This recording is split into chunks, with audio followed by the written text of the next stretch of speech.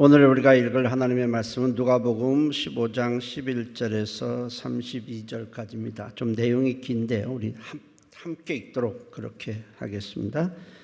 또 이르시되 어떤 사람에게 두 아들이 있는데 그 둘째가 아버지에게 말하되 아버지여 재산 중에서 내게 돌아올 분깃을 내게 주소서 하는지라. 아버지가 그 살림을 각각 나누어 주었더니 그 며칠이 안 되어 둘째 아들이 재물을 다 모아가지고 먼 나라에 가 거기서 허랑방탕하여 그 재산을 낭비하더니 다 없앤 후 그 나라에 크게 흉년이 들어 그가 비로소 궁핍한지라.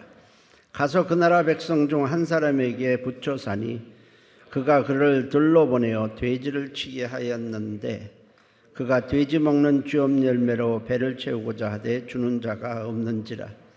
이에 스스로 돌이켜 이르되 내 아버지에게는 양식이 풍족한 품꾼이 얼마나 많은가. 나는 여기서 주려 죽는구나. 내가 일어나 아버지께 가서 이르기를 아버지 내가 하늘과 아버지께 죄를 지었사오니 지금부터는 아버지의 아들이라 일컬음을 감당하지 못하겠나이다. 나를 품꾼의 하나로 보소서 하리라 하고 이에 일어나서 아버지께로 돌아가니라. 아직도 거리가 먼데 아버지가 그를 보고 측은히 여겨 달려가 목을 안고 입을 맞추니 아들이 이르되 아버지 내가 하늘과 아버지께 죄를 지어 싸우니 지금부터는 아버지의 아들이라 일컬음을 감당하지 못하겠나이다 하나 아버지는 종들에게 이르되 제일 좋은 옷을 내어다가 입히고 손에 가락지를 끼우고 발에 신을 신지라. 그리고 살찐 송아지를 끌어다가 잡으라. 우리가 먹고 즐기자. 이 내 아들은 죽었다가 다시 살아났으며 내가 잃었다가 다시 얻었노라 하니 그들이 즐거워하더라. 맏아들은 밭에 있다가 돌아와 집에 가까이 왔을 때에 풍악과 춤추는 소리를 듣고 한 종을 불러 이 무슨 일인가 물은데 대답하되 당신의 동생이 돌아왔음에 당신의 아버지가 건강한 그를 다시 맞아들이게 됨으로 인하여 살찐 송아지를 잡았나이다 하니 그가 노하여 들어가고자 하지 아니하거늘 아버지가 나와서 권한대 아버지께 대답하여 이르되 내가 여러 해 아버지를 섬겨 명을 어김이 없거늘 내게는 염소 새끼라도 주어 나와 내 것으로 즐기게 하신 일이 없더니 아버지의 살림을 장녀들과 함께 삼켜버린 이 아들이 돌아오매 이를 위하여 살찐 송아지를 잡으셨나이다. 아버지가 이르되 예 너는 항상 나와 함께 있으니 내 것이 다 네 것이로되 이 네 동생은 죽었다가 살아났으며 내가 잃었다가 얻었기로 우리가 즐거워하고 기뻐하는 것이 마땅하다 하니라. 아멘. 자, 오늘도 은혜가 있기를 바랍니다. 성경에 나오는 인물들은 지난번에도 이야기한 같이 모두 다 대표성을 지니고 있다 그랬습니다. 사람, 사건들 다 마찬가지입니다.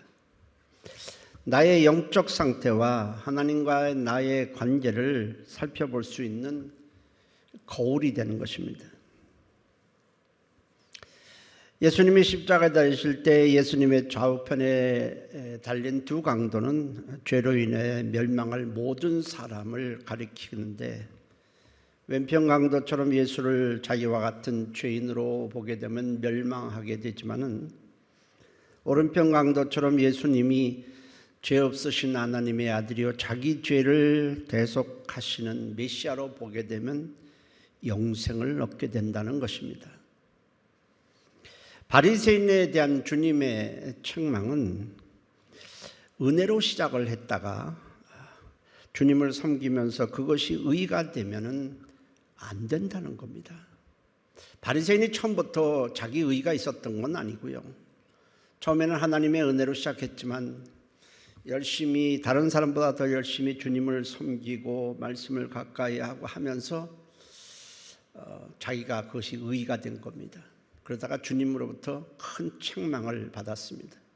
우리도 주님을 힘껏 섬기면서 그것이 의가 되는 것이 아니라 오히려 더 감사가 되어야 하는 것입니다. 아브라함과 롯의 이야기는 둘 다 똑같이 하나님을 믿었지만 끝까지 주님을 믿고 따르는 아브라함처럼 살면 후손까지 복을 받게 되지만은 룻처럼 중도에 믿음에서 이탈하면 가족은 물론이요 그 후손까지 화가 미칠 수 있다는 것을 보여줍니다. 아브라함의 후손은 대대로 복을 받고 거기에 메시아가 오셨지만 롯의 후손은 모압과 암몬이라는 아주 하나님이 싫어하는 저주의 족속들이 생겨났습니다. 한 사람의 문제는 한 사람에 끝나는 것이 아니고 그의 후손까지 미치게 된다는 것을 보여주고 있습니다. 하나님의 말씀은 모든 사람에게 동일하게 적용이 되며 예외는 없고 하나님은 어제나 오늘이나 동일하십니다. 그러므로 성경에 나오는 사람들과 성경에 나오는 사건들을 보면서 나의 상태를 돌아보고 점검해야 하는 것입니다. 고린도전서 10장 5절에서 12절에는 이렇게 말씀을 하고 있습니다. 그러나 그들이 다수를 하나님이 기뻐하지 아니하셨으므로 그들이 광야에서 멸망을 받았느니라.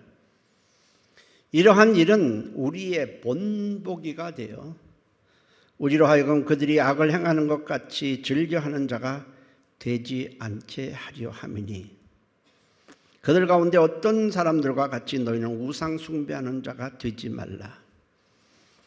기록된 바 백성이 앉아서 먹고 마시며 일어나서 뛰논다 함과 같으니라. 그들 중에 어떤 사람들이 음행하다가 하루에 23,000명이 죽었나니 너희는 그들과 같이 음행하지 말자. 그들 가운데 어떤 사람들이 주를 시험하다가 뱀에게 멸망하였나니 우리는 그들과 같이 시험하지 말자. 그들 가운데 어떤 사람이 원망하다가 멸망시키는 자에게 멸망하였나니 너희는 그들과 같이 원망하지 말라. 그들에게 일어난 일은 본보기가 되고 또한 말세를 만난 우리를 깨우치기 위하여 기록하였느니라. 그런즉 선줄로 생각하는 자는 넘어질까 조심하라고 했습니다. 그들에 대해서 그들의 이름을 기록하고 그들에서 일어난 사건들을 기록한 이유는 그들만의 얘기를 하려고 하는 것이 아니고 우리에게 깨우치기 위해서 기록을 했다라는 것입니다. 하나님은 지금도 살아계시고 그때나 지금이나 동일하시기 때문에 그때 일어난 사건은 우리에게 그대로 적용이 된다는 뜻입니다. 오늘 우리가 읽은 본문에는 아버지와 첫째 아들과 둘째 아들에 대한 얘기가 나오고 있습니다. 물론 아버지는 하나님을 가리키고 두 아들은 아담이 범죄한 후에 죄인으로 태어나는 모든 사람을 비유하고 있습니다. 근데 본문에는 두 아들만 등장하지만 자세히 살펴보면 세 사람의 죄인이 등장을 합니다.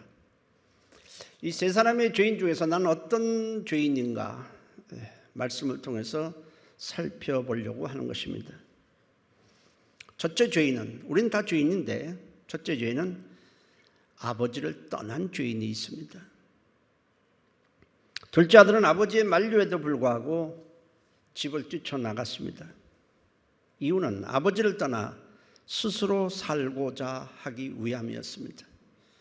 아버지의 어떤 간섭도 받지 않고 자기가 원하는 대로 살고 싶어서였습니다.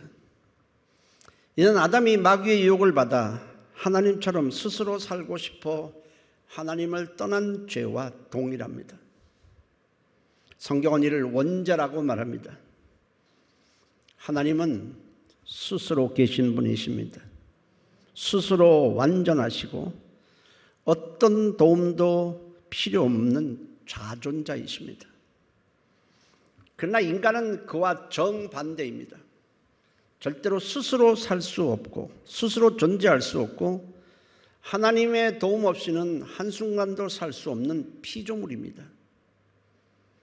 인간의 본분은 우리를 지으시고 우리를 생존케 하시는 하나님과 함께 있는 것입니다. 이걸 성경은 가지와 포도나무의 비유로 설명을 하고 있습니다. 가지가 나무를 떠나면 말라 죽는 것처럼 하나님을 떠나면 반드시 멸망한다고 성경은 말씀합니다. 요한복음 15장 5절 6절에 나는 포도나무요 너희는 가지라. 그가 내 안에 내가 그 안에 거하면 사람이 열매를 많이 맺나니 나를 떠나서는 너희가 아무것도 할 수 없습니다. 사람이 내 안에 거하지 아니하면 가지처럼 밖에 버려져 마르나니 사람들이 그것을 모아다가 불에 던져 사르니라고 그랬습니다. 수많은 나무와 수많은 가지가 있는데 특별히 주님을 포도나무여 우리를 포도나무에 붙어있는 가지라고 비유를 하셨습니다. 그 이유가 있죠. 다른 나무 가지는 쓸모 있는 좀 다른 데 사용되는 경우도 많습니다. 근데 포도나무 가지는요 정말 볼품이 없어요. 아마 나무 가지 중에 제일 못생긴 나무 가지가 아마 포도나무 가지가 아닐까 싶어요. 그리고 가지는 쓸모가 없어요. 목재로도 쓸 수 없고 관상용으로도 안 되고 세상에 쓸모없는 것이 이 포도나무 가지입니다. 볼품도 없죠. 못생겼죠. 이거 쓸모도 없지요. 목재로도 안 되죠. 아무데도 쓸모가 없어요. 그러나 이 포도나무에 붙어있는 가지는 굉장히 귀합니다. 왜냐하면 포도나무로부터 진액을 받아서 포도나무가 원하는 열매를 맺기 때문에 그렇습니다. 나무가 맺는 것이 아니라 이 가지에서 포도 열매가 주렁주렁 맺히기 때문에 포도나무에 있어서 이 가지는 절대로 없어서는 안 될 굉장히 귀한 존재입니다. 그러나 포도나무에서 떨어진 가지는 정말 아무짝에도 쓸모가 없고 가치가 없어서 사람들이 모아다가 불에 태워버리듯이 사람이 그렇다는 겁니다. 사람이 하나님과 함께 있을 때는 아주 굉장히 존귀하다는 겁니다. 가지가 포도나무에 있어서 그 가지가 굉장히 필요하고 귀하듯이 하나님께 붙어 있을 때 우리는 하나님께 꼭 필요하고 귀한 존재가 되지만은 하나님을 떠나게 되면 아무 쓸모가 없어요. 쓸만한 곳이 하나도 없어서 지옥불에 던져 넣는다는 것입니다. 에레미야 17장 13절에 무릇 주를 버리는 자는 다 수치를 당할 것이라. 무릇 여호와를 떠나는 자는 흙의 기록이 되오리니 이는 생수의 근원이신 대신 여호와를 버림이니이다 했습니다. 하나님을 떠나면 결국 수치를 당하게 될 것이고 그의 이름이 흙의 기록이 된다라고 말했습니다. 흙의 기록이 된다. 여러분 흙에다가 자기 이름을 한번 써보십시오. 어떻게 되나? 비가 한번 안 버리면 흔적도 없이 사라집니다.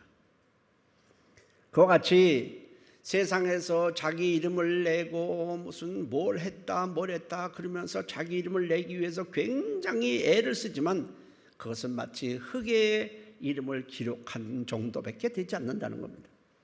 결국 쉽게 잊어버리고 아무도 기억해 주지 않고 천한 자가 된다는 뜻입니다.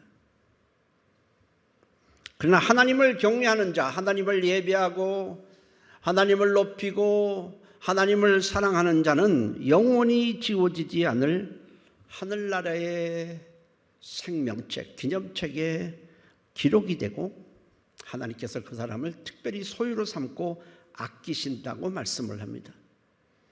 말라기 3장 16절 17절에 여호와를 경외하는 자와 그 이름을 존중히 여기는 자를 위하여 여호와 앞에 있는 기념책에 기록하셨느니라. 만군의 여호와가 이르노라. 나는 내가 정한 날에 그들을 나의 특별한 소유로 삼을 것이요 또 사람이 자기를 섬기는 아들을 아낀 같이 내가 그들을 아끼리니 했습니다. 여러분들이 하나님 안에 있으면 존귀한 자입니다. 둘째 아들은 아버지를 떠난 후에 모든 것을 탕진하고 돼지가 먹는 쥐엄 열매를 먹는 신세가 되었습니다. 그가 아버지와 함께 있었을 때는 사람들이 많이 부러워했을 겁니다. 저 아버지가 돈이 엄청 많은데 저 집의 아들로 태어났구나, 이렇게 부러움을 샀을 거예요. 그러나 아버지를 떠나는 순간에 그런 부러움의 대상이 아닙니다. 돼지 쥐엄 열매를 먹는 천하고 더러운 자로 전락해버리고 말았습니다. 인간은 하나님과 함께하면 영생도 없고 복을 얻고 천국을 기업으로 받는 존귀한 자가 되지만은, 천사도 부러워할 존재가 되지만은, 하나님을 떠나면 돼지처럼 천해지고 더러워진다는 것입니다. 생각이 더러워지고 욕심만을 추구하며 살다가 결국 멸망할 더러운 자로 전락해버리는 것입니다. 에베소서 4장 18절 19절에 그들의 총명이 어두워지고 그들 가운데 있는 무지함과 그들의 마음이 굳어짐으로 말미암아 하나님의 생명에서 떠나 있도다. 그들이 감각 없는 자가 되어 자신을 방탕에 방임하여 모든 더러운 것을 욕심으로 행한다고 했습니다. 한 둘째 아들, 모든 사람이 부러워하는 부잣집 아들로 태어났지만 아버지를 떠나는 순간에 부잣집 아들이 아닙니다. 모든 사람이 경멸하고 무시하고 돼지나 치라고 그러고 돼지 먹는 쥐엄 열매를 먹어야 되는 아주 초라하고 비천한 자로 전락해 버리듯이 인간의 운명은 하나님과 함께 있느냐 아니냐에 따라서 완전히 달라지게 되는 것입니다. 둘째 아들, 아버지를 떠난 후에 둘째 아들이 비로소 깨닫습니다. 나는 여기서 주려 죽는구나. 여러분, 하나님을 떠나면 영원한 죽음, 멸망뿐입니다. 육체의 죽음이 아니라 영혼의 죽음이요, 지옥의 불못에 던져지는 영원한 죽음뿐인 것입니다. 아버지를 떠난 죄인이 바로 첫 번째 죄인입니다. 둘째는 아버지와 함께 있는 죄인이 있습니다. 한편 집에서는 아버지와 함께 있는 맏아들이 있었습니다. 그러나 둘째 아들처럼 동생처럼 아버지를 떠나지 않았습니다. 집에서 아버지의 명을 어기지 않고 성실하게 아버지를 섬겼습니다. 그가 아버지께 내가 여러 해 아버지를 섬겨 어금이 없거늘이라고 말한 것을 통해서 그가 어떻게 살았는지를 가늠해 볼 수 있습니다. 그런데 집을 나간 동생이 모든 것을 탕진하고 바짝 여유워서 냄새나는 더러운 옷을 입고 집에 돌아왔을 때 아버지는 너무 기뻐서 더러운 옷을 벗기고 좋은 옷을 입혀줍니다. 더러운 신발을 다 벗기고 좋은 신발을 신겨주고 손에 가락지까지 껴줄 뿐 아니라 마을 사람들을 불러 살찐 송아지를 잡고 잔치를 열어주자 마음이 영 불편합니다. 마음에 근심, 수심이 가득 차고 속에서 막 화가 끓어오릅니다. 그런데 아버지가 와서는 너도 같이 가서 즐기자라고 그렇게 했을 때 이 맏아들이 이렇게 대답을 합니다. 누가복음 15장 29절 30절에 아버지께 대답하여 이르되 내가 여러 해 아버지를 섬겨 명을 어김이 없거늘 내게는 염소 새끼라도 주어 나와 내 것으로 즐기게 하신 일이 없더니 아버지의 살림을 창녀들과 함께 삼켜버리는 이 아들이 돌아오매 이를 위하여 살찐 송아지를 잡으셨나이다 했습니다. 집에서 오랫동안 고생하며 아버지를 섬겼던 자기에게는 송아지는커녕 염소 새끼 한 마리도 잡아준 적이 없고 자기를 위해서 잔치를 열어준 적이 한 번도 없는데 아버지의 만류에도 아버지를 뿌리치고 아버지의 손을 내치고 집을 떠나 소식 한 번도 그동안 전하지 않고 창기들과 함께 즐기다가 돈이 떨어지고 죽을 지경이 되자 겨우 돌아온 아들을 꾸짖고 책망하고 내쫓지는 못할 망정 어떻게 그렇게 환대하고 잔치까지 열어줄 수 있느냐는 겁니다. 아무리 생각하고 또 생각하고 또 생각해봐도 이건 아니라는 겁니다. 이래서는 안 된다는 것입니다. 아버지의 지금 하는 일이 못마땅하다는 겁니다. 한번 생각을 해보십시오. 부모를 오랫동안 모시고 있던 큰아들과 큰 며느리가 있습니다. 사실 부모를 모신다는 게 쉬운 일은 아니죠. 매일매일 그렇습니다. 자기들끼리 있으면 적당히 그냥 라면도 먹어도 되고 뭐도 한번 이렇게 쉽게 무슨 빵도 먹어도 되는데 부모가 있으면 매번 상을 차려야 되잖아요. 그리고 부모님이 있기 때문에 부모님의 식사도 차려줘야 되고 부모를 돌봐야 되기 때문에 자기들끼리 어디 여행 한번 제대로 못 갔을 것입니다. 어디 나갔다가 외출했다가도 부모님 식사 차려줄 시간이 되면 그것을 또 제대로 이게 같이 있지 못하고 또 빨리 들어와서 차려드려야 되고, 모든 신경이 부모에게 아마 맞춰져 있었을 것입니다.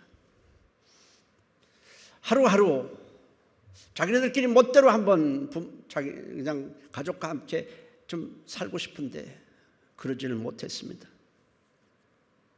근데 오랫동안 소식이 끊겼던 둘째 아들, 아버지에게 불효했던 그 둘째 아들이 며느리와 함께 왔습니다. 동서가 온 거잖아요. 그들이 부모님이 너무너무 기뻐하는 거예요. 그리고 일을 누구한테 시키냐면 자기에게 또 시켜요. 가서 뭘 잡아와라, 고기 사와라, 뭐하라, 부모님이 싱글벙글 하는데 이게 아닌 거예요. 둘째 아들, 그렇게 아버지를 속삭이던 이 둘째 아들과 이 며느리가 왔는데 오히려 자기는 죽도록 일만 해요.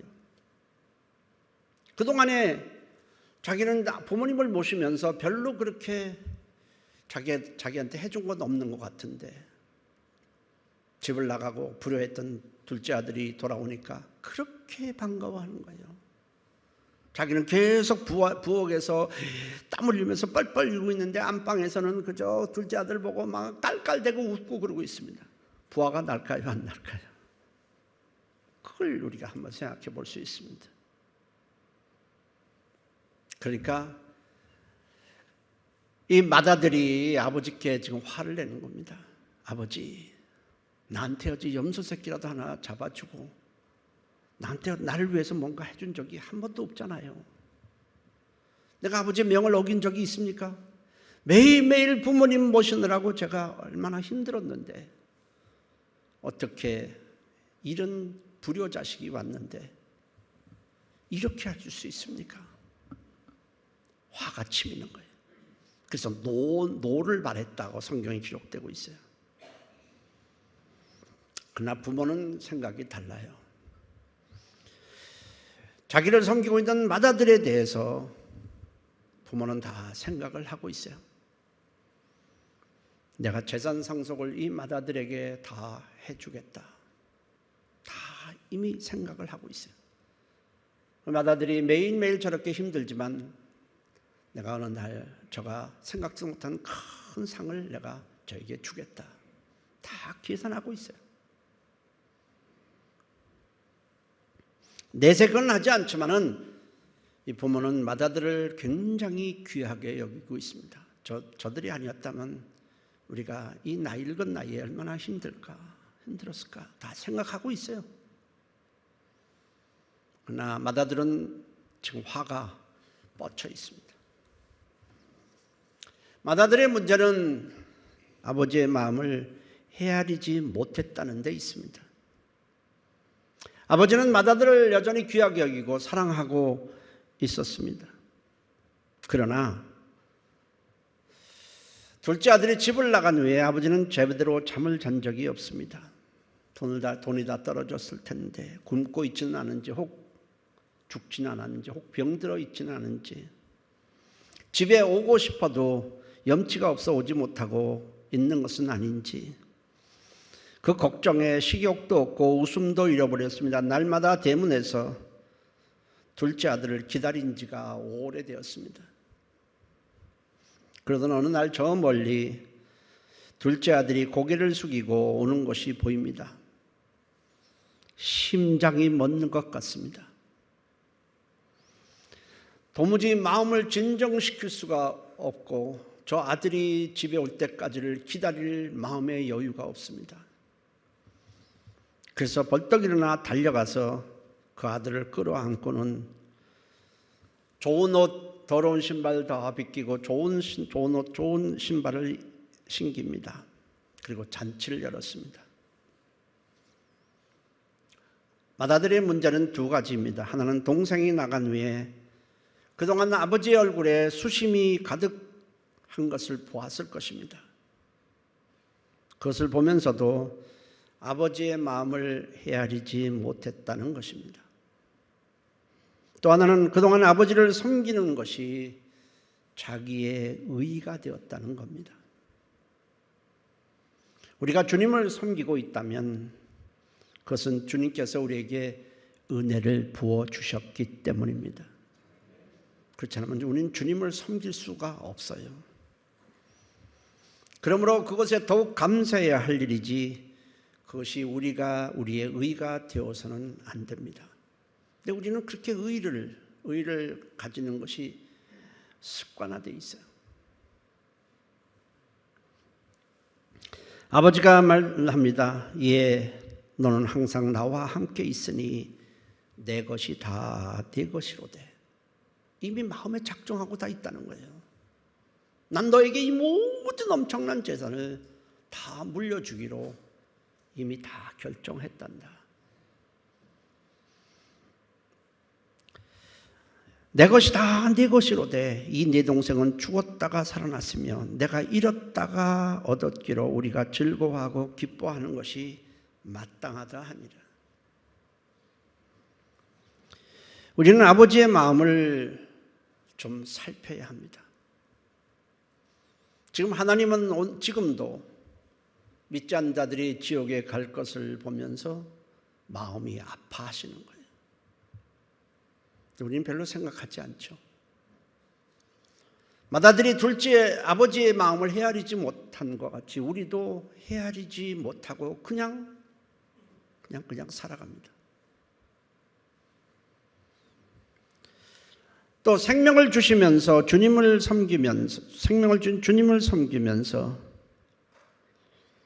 우리는 은혜에 감사하며 섬겨야 합니다. 그리고 하나님을 떠났던 자가 주님 앞에 왔을 때 우리는 함께 기뻐하고 즐거워할 수 있어야 하는 것입니다. 이 맏아들은 집에 있는 아버지와 함께 있는 죄인입니다. 아버지와 함께 있지만 아버지의 마음을 모르고 오히려 아버지의 마음을 아프게 하는 죄인이에요. 세 번째로는 아버지께 돌아온 죄인이 있습니다. 바로 집을 나갔던 둘째 아들이 돌아왔는데 그 둘째 아들의 모습은 하나님께서 매우 기뻐하시는 죄인의 모습입니다. 이것은 단지 돌아왔기 때문이 아니에요. 둘째 아들의 그 모습은 하나님께서 굉장히 원하시고 기뻐하시는 자세고 모습입니다. 얼핏 생각하면 그렇게 거짓골을 하고 돌아오기보다는 좀 멋진 모습으로 당당하게 떳떳하게 돌아오는 것을 기뻐하실 것 같지만 아닙니다. 하나님은 우리에게 그런 모습을, 그런 자세를 기뻐하지 않습니다. 그래서 하나님이 원하시는 모습이 전혀 아닌 것입니다. 우리는 하나님 앞에 나올 때 당당하게 자신 있게 떳떳하게 나올 수가 없습니다. 그것은 하나님이 오히려 외면하시는 모습이에요. 하나님은 둘째 아들과 같은 마음을 가지고 자세를 가지고 돌아오는 자를 기뻐하시는 것입니다. 집에 돌아온 둘째 아들의 어떤 모습을 하나님이 기뻐하실까 우리는 살펴볼 필요가 있습니다. 첫째로 둘째 아들은 돌아올 때 자신의 한계를 철저히 깨닫고 돌아왔다는 것입니다. 아버지의 도움 없이는, 아버지의 지원 없이는 아무것도 할 수 없다는 사실을 비로소 깨달은 것입니다. 주님은 둘째 아들처럼 주님을 떠나면 모든 것이 헛되다는 것을 고백하는 자를 기뻐하시고 만나 주시는 것입니다. 만일 둘째 아들이 돌아오긴 했는데, 아버지, 지난번에는 제가 실패를 했습니다. 그러나 이번에는 반드시 성공할 테니 돈을 더 주십시오 했더라면 기뻐했을까요? 아니죠. 그건 싫어하는 모습이에요. 오히려. 우리는 하나님께 나올 때 천부의 의지 없어서 손들고 옵니다 하고 나와야 하는 것입니다. 내가 지금은 사업에 실패해서 내가 세상에서 아무것도 할 수 없어서 내가 교회에 나오지만은 나한테 뭔가 성공시켜 주십시오. 내가 세상에 나서 떳떳하게 한번 살아보겠습니다라고 나온다면 하나님이 그 사람을 기뻐하시겠습니까? 아니잖아요. 하나님이 없으면, 하나님이 함께하지 않으면 나는 아무것도 아닙니다. 내 능력으로는 아무것도 할 수 없습니다. 자신의 한계를 철저히 깨닫고 주님 앞에 나오는 것을 하나님이 원하시는 것입니다. 두 번째로, 둘째 아들은 돌아왔을 때 아버지를 떠나면 죽는다는 것을 깨닫고 왔습니다. 둘째 아들의 고백입니다. 나는 여기서 주려 죽는구나. 아버지를 떠날 때는 얼마든지 자기 힘으로 살 수 있을 것이라고 생각을 했습니다. 그러나 아버지를 떠나고 나니 아버지를 떠나는 것이 곧 죽음이라는 사실을 깨달았습니다. 여러분, 우리가 예수를 믿는 목적은 무엇입니까? 살기 위해서입니다. 생명을 얻기 위해서입니다. 그렇지 않고 질병을 치료받기 위해서, 가정의 화목을 위해서, 세상에서 잠시 실패했지만은 주님이 도와주시면 다시 세상에서 멋지게 성공하기 위해서, 그것이 목적이라면 그 사람은 언제든지 다시 주님을 떠나 세상으로 돌아갈 수 있습니다. 아버지가 둘째 아들을 기쁘게 맞이한 이유는 둘째 아들이 살기 위해서 왔기 때문입니다. 여러분들은 교회 왜 다니십니까? 왜 예수를 믿으십니까? 예수를 믿는 목적이 무엇입니까? 여러 가지가 있겠지만 가장 중요한 것은 생명을 얻기 위해서입니다. 예수님 당시에도 예수님께 많은 사람들이 나왔습니다. 돈이 없어서, 먹을 것이 없어서, 병들어서, 여러 가지 가정의 문제로 수많은 문제를 가지고 예수님께 나왔습니다. 그런데 어떤 사람들은 그 문제가 해결되었다고 해서 주님을 떠났습니다. 몸이 아팠는데 병 고치러 나왔으니까, 병 고침 받았으니까 더 이상 예수님께 머물러 있을 필요가 없습니다. 또 어떤 사람들은 원하는 것이 있어서 나왔는데 그 원하는 것이 이루어지지 않았다고 실망하고 예수님을 떠났습니다. 실망해서 떠나고 자기의 목적하는 바를 이루었다고 떠났습니다.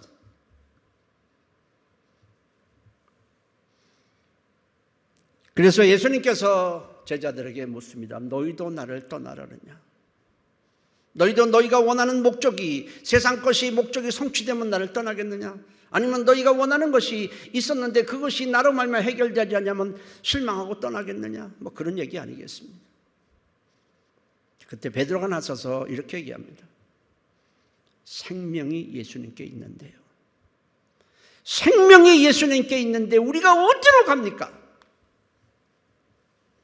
우리는 예수님을 따르는 목적이 영생을 얻는 것입니다 라는 거예요.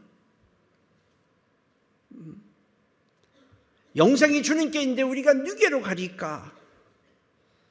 그거예요. 교회를 다니다가 중도에 떠나는 이유는 저들의 교회를 다니는 목적, 예수를 믿는 목적이 잘못되어 있기 때문입니다. 우리는 예수를 떠나면 우리는 영생이 없습니다. 우리는 생명을 위해서, 영원한 생명을 위해서 우리는 예수님을 믿고 따르는 것이 되어야 하는 것입니다. 세 번째로, 이 아들이 돌아왔을 때 아버지께는 모든 것이 풍족하다는 사실을 깨달은 것입니다. 첫째는 자신의 한계, 자신의 능력이 얼마나 보잘것없고 초라하다는 사실을 깨닫고 왔고, 살기 위해서 왔고, 세 번째는 아버지께 모든 것이 풍족하다는 것을 깨닫고 왔어요. 누가복음 15장 17절에 이에 스스로 돌이켜 이르되 내 아버지에게는 양식이 풍족한 품꾼이 얼마나 많은가, 나는 여기서 주려 죽는구나 했습니다. 둘째 아들은 아버지를 떠나기 전에는 몰랐습니다. 아버지를 떠나도 얼마든지 풍족하게 당당하게 살 수 있다라고 생각을 했는데 떠나고 보니까 아니었습니다. 모든 것이 핍절하고 모든 것이 부족했습니다. 여러분, 하나님께는 모든 것이 풍성합니다. 사랑도 풍성하고 생명도 풍성하고 복도 풍성하고 하나님의 위로하심도 풍성하고 평강도 풍성하고, 하나님께서 아들을 이 땅에 가난하게 보내셨습니다. 가난하게 보내셨다는 건 십자가에 못 박혀 죽게 하셨다는 겁니다. 왜요? 우리의 죄가 하나님의 부요를 가로막고 있기 때문에 그래요. 하나님의 그 엄청난 부요함을 우리가 죄 때문에 누리지 못하고 있기 때문에 하나님은 그 아들을 십자가에 못 박아 아주 가난하게 만드셨어요. 그 죄가 제거되는 순간에 우리는 하나님으로 부요함을 누리며 살아갈 수 있기 때문에 그렇습니다.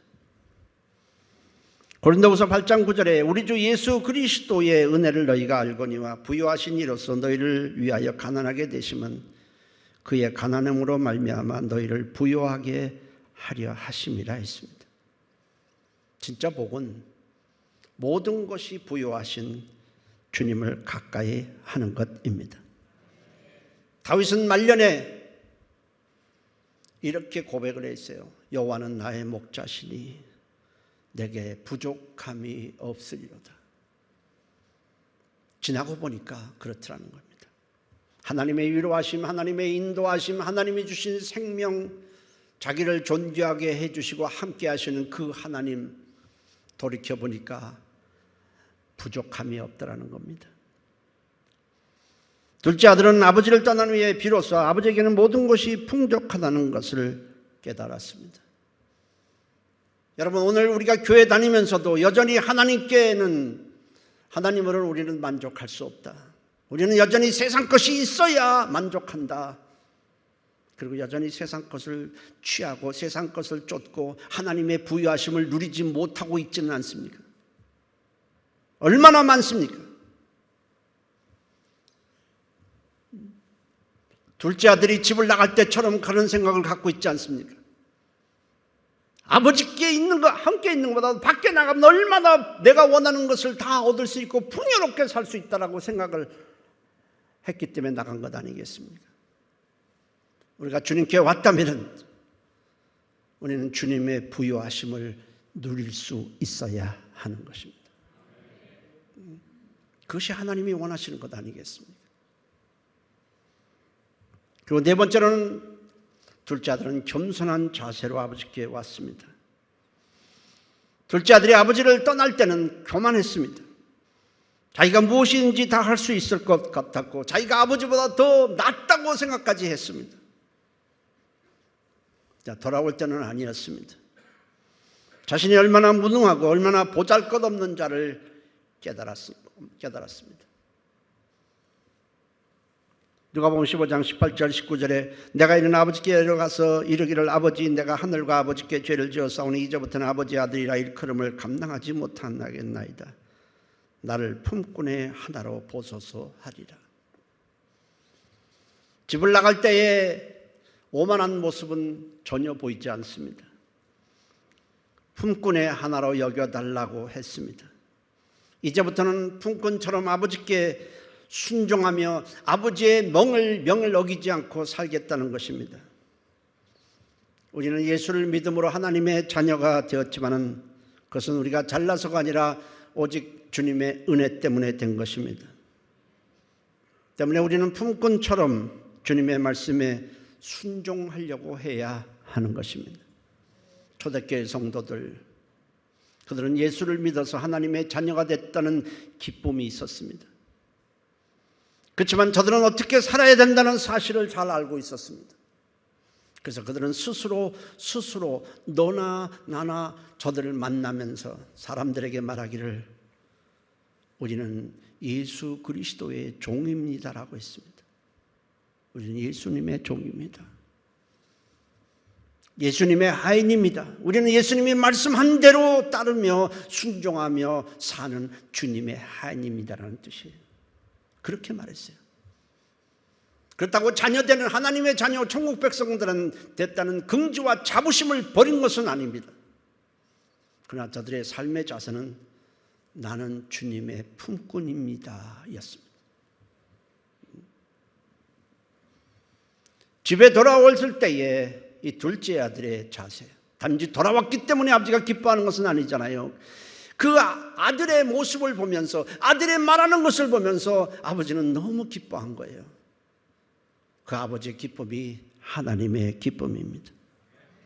자신의 한계를 알고 철저히 깨닫고 내가 무엇을 할 수 있는 양 자만하지 않고, 나는 죄인이고 나는 멸망할 자고 주님만이 나를 구원할 수 있다는 사실을 알고 주님 앞에 겸손하게 나올 때 주님은 기뻐하시고 안아주시고 은혜를 주시는 것입니다. 이런 자에게는 언제나 회개의 눈물이 있습니다. 다시는 주님을 떠나지 않습니다. 자기 의의가 없어요. 감사함으로 주님을 섬깁니다. 주님을 사랑합니다. 그리고 은혜를 사모합니다.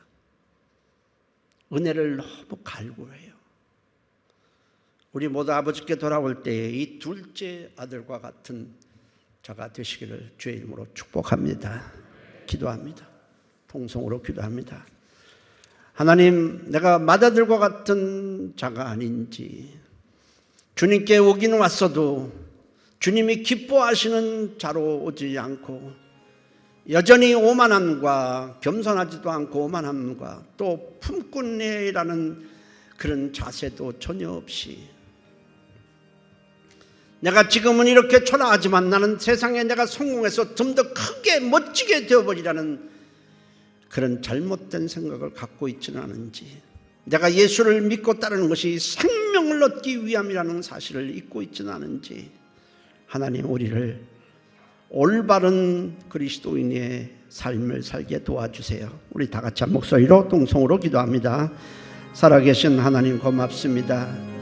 우리가 얼마나 잘못된 생각으로 주님을 따르고 있는지 모릅니다. 오만하고 교만하고 우리 자신의 능력의 한계를 착각하고 있고, 내가 주님 아니면 멸망할 죄인이라는 사실도 잊고 있고, 내가 생명을 얻기 위해 예수를 믿지 아니하고 다른 목적으로 내가 있다면 하나님 우리를 용서해 주시고 한순간도 주님을 떠나지 않도록 하나님이 도와주시고 주님과 멀어지지 않도록 도와주시고 우리는 주님을 사랑하게 도와주시고 은혜를 사모하게 도와주시옵소서. 예수님의 이름으로 기도합니다. 아멘. 예수를 믿되 믿어주는 그런 자세가 되면 절대로 안 됩니다. 우리에게는 감사의 눈물이 있어야 되고 주님을 섬기는 감사하는 마음이 있어야 합니다. 살아계신 하나님, 멸망할 죄인, 버림받을 죄인을 구원해 주신 주님을 찬양하고 섬기며 사랑하며 주님의 은혜를 더욱 사모하게 도와주옵소서. 예수님의 이름으로 기도했습니다. 아멘.